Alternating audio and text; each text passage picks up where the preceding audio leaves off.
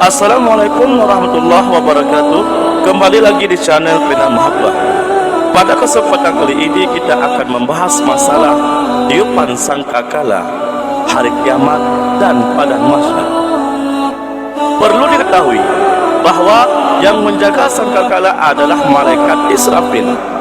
Dukungkanlah dakwah kami ini dengan cara like, komen, dan berlangganan, serta bagikan dakwah kami ini agar bermanfaat bagi yang lainnya. Allah menciptakan Lauhul Mahfuz dari mutiara yang putih yang panjangnya 7 kali lipat jarak antara langit dan bumi, dan Allah mengantungkannya pada arasy. Di dalam Lauhul Mahfuz tertulis apa yang akan terjadi sampai hari kiamat. Malaikat Israfil mempunyai 4 buah sayap, yaitu sayap di sebelah timur, sayap di sebelah barat, sayap yang menutupinya, dan sayap yang menutupi kepalanya. Wajah malaikat Israfil sangat pucat karena takut kepada Allah Subhanahu wa taala yang menundukkan kepalanya dan memandang ke aras. Salah satu tiang aras berada di pundaknya, dan dia tak kuat menyangga aras kecuali dengan kodrat Allah Subhanahu wa taala. Maka sesungguhnya dia itu merasa kecil seperti burung pipit karena takut pada Allah Subhanahu wa taala.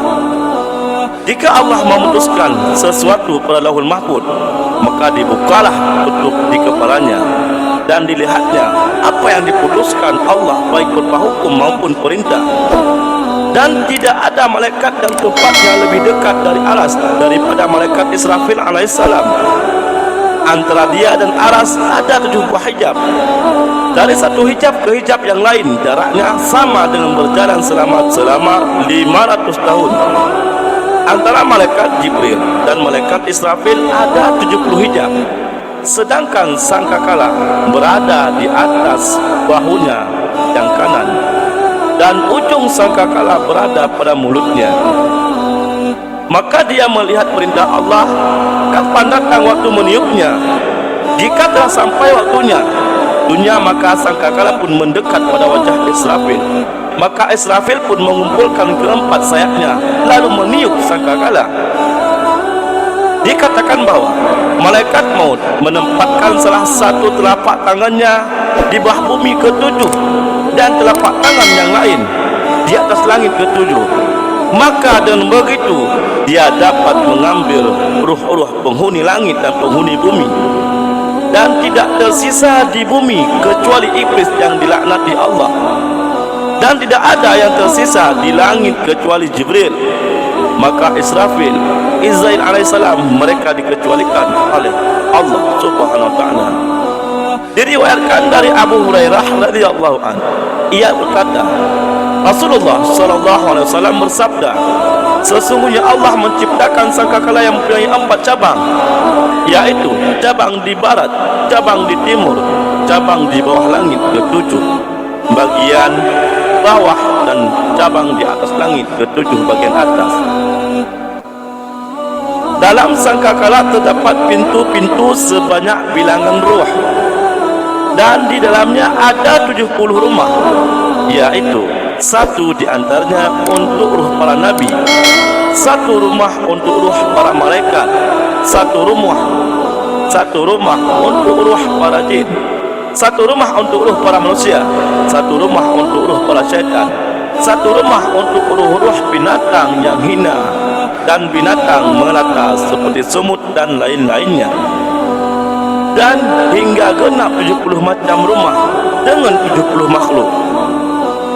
Allah memberikan sangkakala pada Israfil alaihissalam, dan dia meletakkan pada mulutnya sampai waktu datangnya perintah meniupnya. Maka ditiupnya sangkakala, tiupan yang menggetarkan ataupun tiupan yang mengoncangkan, tiupan yang mematikan, dan tiupan yang membangkitkan. Huzaifah bertanya kepada Rasulullah sallallahu alaihi wasallam, "Ya Rasulullah, bagaimana keadaan semua makhluk saat sangkakala ditiup?" Rasulullah sallallahu alaihi wasallam menjawab, "Hai Huzaifah, demi zat yang jiwaku berada di tangannya, ketika sangkakala ditiup, maka tibalah hari kiamat. Seorang pemuda yang lelah mengangkat sesuap makanan pada mulutnya, tak bisa memakannya. Pakaian di depannya yang akan dipakai, dan dia tak bisa memakainya. Dan kendi pada mulutnya untuk diminum, maka dia juga tak bisa meminumnya, karena telah tiba hari kiamat.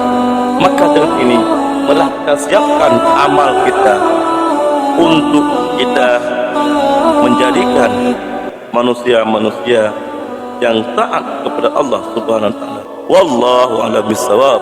Wassalamualaikum warahmatullahi wabarakatuh.